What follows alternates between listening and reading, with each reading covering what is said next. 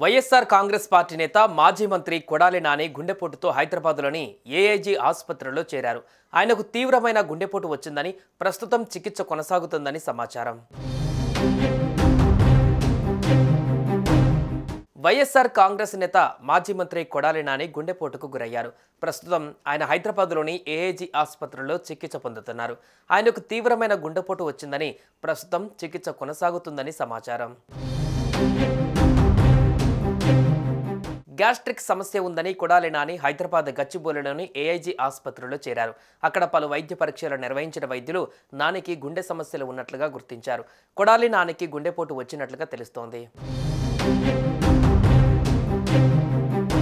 కొడాలి నాని ఆరోగ్య పరిస్థితి గురించి స్పష్టమైన వివరాలు ఇంకా బయటకు రాలేదు. కానీ ఈ వార్త ఆంధ్రప్రదేశ్ రాజకీయ వర్గాలలో తీవ్ర కలకలం రేపింది. గుడివాడ నియోజకవర్గానికి చెందిన ఈ సీనియర్ నాయకుడు గతంలో వైఎస్ జగన్మోహన్ రెడ్డి ప్రభుత్వంలో మంత్రిగా పనిచేసిన విషయం తెలిసిందే. కొడాలి నాని గత కొంతకాలంగా రాజకీయ కార్యకలాపాలలో తక్కువగా కనిపిస్తున్నారు.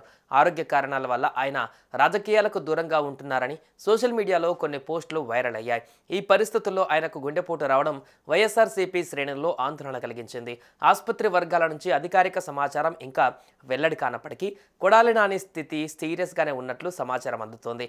ఆయనకు వెంటనే ఇంటెన్సివ్ కేర్ యూనిట్లో చేర్చి చికిత్స అందిస్తున్నట్లుగా తెలుస్తోంది.